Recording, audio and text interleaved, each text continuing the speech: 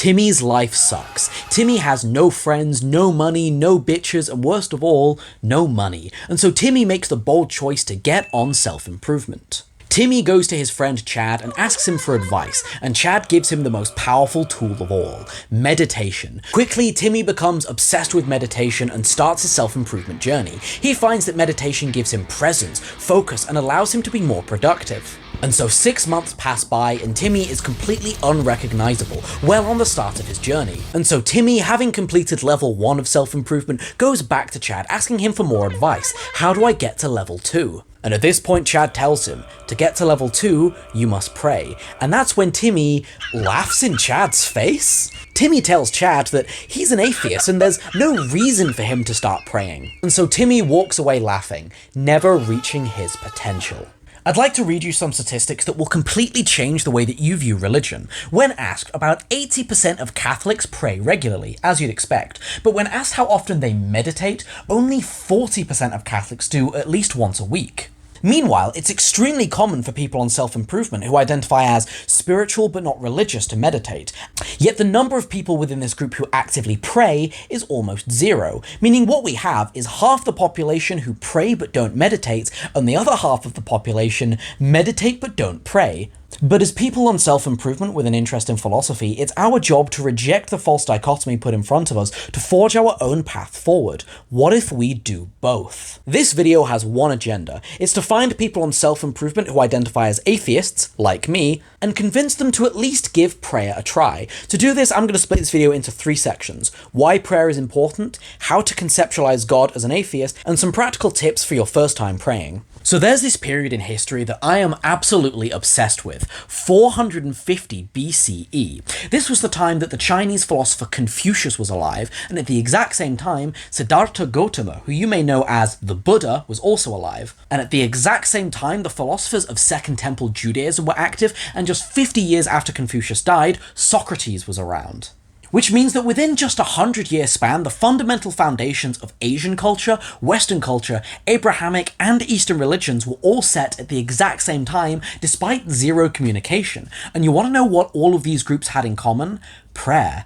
So what I find so cool about this is that no matter your ethnicity, no matter what your heritage are, you definitely had ancestors who prayed. Praying is a universal part of every single human culture. In my opinion, it's no different from eating or sleeping or going to the gym. To pray is to be human, and so not praying should be viewed as the weird thing. An idea I want to get across to you is the idea of practice. Practice can be simply defined as getting better at something by repeatedly doing it, and no matter what, you will have a practice. If you're someone who watches pornography regularly, what you're doing is you are practicing the skill of objectifying women. Now, as it happens, that's a skill that you definitely don't want to have. And so the choice ahead of you isn't whether or not you practice, it's what you practice. If you'll stick with me and accept some Christian metaphors just for the moment, we can conceptualize bad habits such as lying, watching pornography, being immoral as practices of Satan. As within Western religion, Satan is the figure that motivates people to do these bad acts. Therefore, if following Satan is the thing we want to avoid, it only follows that the thing we want to go towards is God,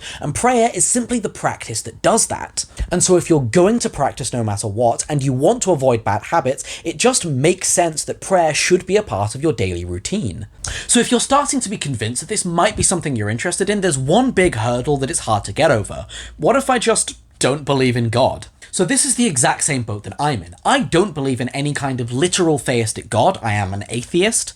And so what's been really helpful for me is the following phrase, G-O-D, good, orderly direction. God occupies a kind of strange place in philosophy. God is simultaneously the goal we aspire towards. He is a representation of heaven. He is the ultimate being, and he is the version of ourselves that we want to be. But not only is God the destination, he is also the path. By following God, by reading the various scriptures from around the world, by engaging with religious communities, this is the path, the spiritual way forward that we improve ourselves. And so if God is simultaneously the journey and the direction, he is the goodness, he is the direction we go in, but he is also the order we use to get there. In the tradition of Alcohol Anonymous, they have an expression that you must accept God however you understand him, and this is the way that I understand him. I don't believe in any kind of sky father, I don't believe in any kind of creator, I don't believe in a literal conscious being who created the universe and loves us. But do I believe in good, orderly direction? Do I believe that there is a path in front of me better than alternate paths, and that by trying hard I can achieve it? Absolutely. And so even if you're an atheist, you can pray, you just have to change what you're praying to. An analogy I'd give for this is that when meditating, some people see different things. Some people imagine a void of black, some people imagine a void of white, other people imagine a kind of dark red, like what you see when your eyes are closed. It doesn't matter what color you like to imagine, it only matters that you focus on it, because meditation is not the thing you see, it's the way you focus on it. And similarly, prayer is not about what kind of God you believe in, it's about how you try and follow it. And so if you're still watching the video, I sense that I've piqued your interest, and so let's transition into some practical tips of how to pray for your first time. Okay, so ultimately prayer is something so intrinsically personal that I can't tell you how to do it. All I can do is tell you how to find out how to do it yourself. I would sort of compare this to riding a bike. Like, sure, I can tell you the technical details of where to position your legs and exactly how to maneuver your weight around, but unless you physically get on a bike yourself, you're never going to learn the muscle memory required to do it. So step one is to put a blanket on the ground, put your head to the ground, and start. Prayer is not like driving, where if you do it wrong, you'll badly fuck something up. As long as you are sincerely trying your best, you are succeeding at praying. I'll give you a few topics you might want to choose while dwelling on this. Think about the thing that you are most thankful for, and think about how you might be grateful for that thing in the truest way possible. Next is to admit that which you are most afraid or ashamed of, and humbly ask for the strength to face it. Because once you've become grateful for that which is good, and brave enough to face that which is bad,